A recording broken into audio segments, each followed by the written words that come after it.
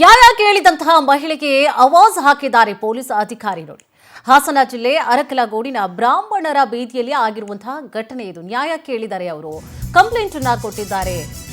ನ್ಯಾಯ ಕೇಳಿದಕ್ಕೆ ಮಹಿಳೆಗೆ ಆವಾಜ್ ಹಾಕಿದ್ದಾರೆ ಪೊಲೀಸ್. ಹಾಸನ ಜಿಲ್ಲೆ ಅರಕಲಗೂಡಿನ ಬ್ರಾಹ್ಮಣರ ಬೀದಿಯಲ್ಲಿ ಆಗಿರುವಂತಹ ಘಟನೆ. ಎಎಸ್ಐ ದೇವರಾಜು ಗದರಿಕೆಗೆ ನೊಂದು ಹೋಗಿದ್ದಾರೆ ಅರಕಲಗೂಡು ಮಹಿಳೆ. 5 ವರ್ಷದ ಹಿಂದೆ ಶಶಿ ಎಂಬಾತನನ್ನ ಪ್ರೀತಿಸಿ ಮದುವೆ ಆಗಿರ್ತಾರೆ ಅರ್ಪಿತಾ. ಕಳೆದೊಂದು ವರ್ಷದಿಂದ ಪತಿ ಶಶಿ ಮತ್ತು ಪತ್ನಿ ಅರ್ಪಿತಾ ಮಧ್ಯೆ ಜಗಳ ಆಗ್ತಾ ಇರ್ತಾರೆ. ಪ್ರೀತಿ ಮಾಡಿ ಮದುವೆ ಆಗಿರ್ತಾರೆ 5 ವರ್ಷದ ಹಿಂದೆ. ಪ್ರತಿನಿತ್ಯವೂ ಜಗಳ ಆಗ್ತಾ ಇರುತ್ತೆ ಇವರ ನಡುವೆ. ಪತಿ ಇಲ್ಲದೆ ಇದ್ದಾಗ ಮನೆಯಿಂದ ಆಚೆ ಹಾಕ್ಲಿಕ್ಕೆ ಅತ್ತೆ, ಭಾವ, ನಾದಿನಿ ಪ್ರಯತ್ನ ಮಾಡ್ತಾ ಇರ್ತಾರಂತೆ. ಈ ಬಗ್ಗೆ ಆರೋಪಿಸಿ ಅವರು 112ಗೆ ಕರೆ ಮಾಡಿ ಪೊಲೀಸರಿಗೆ ಅರ್ಪಿತಾ ದೂರನ್ನ ಕೊಟ್ಟಿರ್ತಾರೆ. ಸ್ಥಳಕ್ಕೆ ಆಗಮಿಸ್ತಾರೆ, 112 ಕರೆ ಮಾಡ್ತಾರೆ. ಹಿಂಗ್ ಟಾರ್ಚರ್ ಆಗ್ತಾ ಇದೆ ಸರ್ ನನಗೆ ಅಂತ ಹೇಳಿ ಕರೆ ಮಾಡ್ತಾರೆ. ಕರೆ ಮಾಡಿದಾಗ ಸ್ಥಳಕ್ಕೂ ಕೂಡ ಎಎಸ್ಐ ದೇವರಾಜ್ ಬರ್ತಾರೆ, ಅವರ ಸಿಬ್ಬಂದಿಗಳು ಬರ್ತಾರೆ. ಆ ಸಂದರ್ಭದಲ್ಲಿ ಅಳಲನ್ನ ಕೂಡ ತೋಡ್ಕೊಂಡಿದ್ದಾರೆ. ಆ ಟೈಮ್ನಲ್ಲಿ ಅವರು ಸಾಂತ್ವನ ಹೇಳಬೇಕು, ನ್ಯಾಯ ಕೊಡಿಸಬೇಕು, ಅದನ್ನ ಬಿಟ್ಟು ಗದರಿಸಿದ್ದಾರೆ. ಈ ಪೆನ್ ಸೈನ್ ಹಾಕ್ಬೇಕು, ಅದು ಕಲ್ತು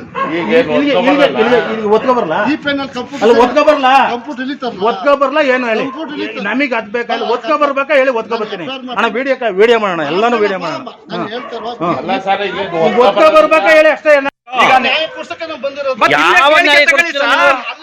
ನೀವು ಆಸ್ಪತ್ರೆ ಬರಕ್ ಮುಂಚೆ ನಕಬೇಕ್ತಾನೆ. ಆ ಹುಡುಗಿ ಕಂಪ್ಲೇಂಟ್ ಅದ ಸೈಡ್ ಅಲ್ಲಿ ಬಿಡಿ ಸರ್. ಸರ್ ಒಂದೇ ಕಂಪ್ಲೇಂಟ್ ತಗೋಬೇಕಂದ್ರೆ ನೀವು ಕಂಪ್ಲೇಂಟ್ ತಗೊಂಡಾಗ್ಲೇ ಸೈನ್ ಇದೆಯಲ್ಲ ಅಂತ ನೋಡ್ಬೇಕು ತಾನೆ. ವೆರಿಫೈ ಮಾಡಿಲ್ಲ ನೀವು ಕಂಪ್ಲೇಂಟ್ ವೆರಿಫೈ ಮಾಡ್ದಲೆ ಇಷ್ಟೊತ್ತರ್ಗೆ ಏನ್ ಮಾಡ್ತಿದ್ರಿ? ಅಡ್ಮಿಟ್ ಆದ್ಮೇಲೆ ಯಾಕೆ ಬಂದ್ರಿ ಸರ್? ಬೆಳಿಗ್ಗೆ ಎಷ್ಟು ಗಂಟೆಗೆ ನಿಮ್ಗೆ 112 ಇಂದ ಕಾಲ್ ಬಂತು ಸರ್?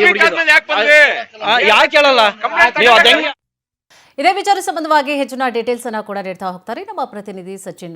ಸಚಿನ್, ಮೊದಲೇ ಆಕೆ ನೊಂದು ಹೋಗಿದ್ದಾಳೆ, ಮನೆಯವ್ರ ಕಡೆಯಿಂದಾಗಿ, ಗಂಡನ ಮನೆಯವ್ರ ಕಡೆಯಿಂದಾಗಿ ನೊಂದು ಹೋಗಿದ್ದಾಳೆ.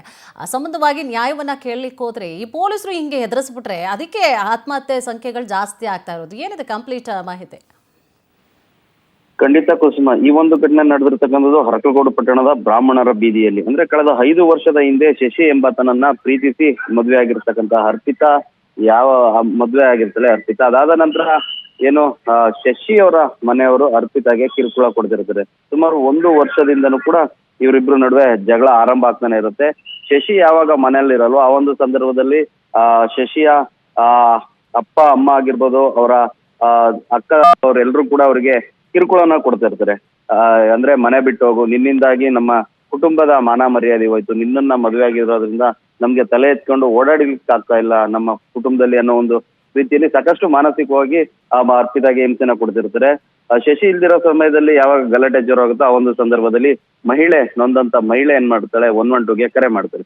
112ಗೆ ಕರೆ ಮಾಡಿದಂತ ಸಂದರ್ಭದಲ್ಲಿ ಸಾಮಾನ್ಯವಾಗಿ ಜಗಳ ಆದ ತಕ್ಷಣನೇ ಮೊದ್ಲಿಗೆ ನೆನಪಿಗೆ ಬರೋದು 112. ಅವರಿಗೆ ಕರೆ ಮಾಡ್ತಾರೆ. ಅವಾಗ ಪೊಲೀಸರು ಕೂಡ ಸ್ಥಳಕ್ಕೆ ಬಂದು ಮಹಿಳೆಗೆ ಏನೋ ಒಂದ್ ರೀತಿ ನಿಂದನೆ ಮಾಡ್ತಾರೆ. ಆ ಮಹಿಳೆಗೆ ಬೆದರಿಕೆನೂ ಕೂಡ ಆಗ್ತಾರೆ. ನೀನು ಠಾಣೆಗೆ ಬಂದು ದೂರನ್ನು ಕೊಡೋ ಬದಲು 112ಗೆ ಕರೆ ಮಾಡ್ತೀಯಾ, ನಿಮ್ಮ ಅಪ್ಪ ಇರ್ಲಿಲ್ವಾ, ನೀವೆಲ್ಲರೂ ಕೂಡ ಬಂದು ಪೊಲೀಸ್ ಠಾಣೆ ದೂರು ಕೊಡ್ಬೇಕು ಅಂತ ಹೇಳ್ಬಿಟ್ಟು ಮಹಿಳೆಗೆ ಆವಾಜ್ ಹಾಕಿರ್ತಕ್ಕಂಥದ್ದು. ಹೀಗಾಗಿ ನೊಂದ ಮಹಿಳೆ ಪೊಲೀಸ್. Thank you Sachin.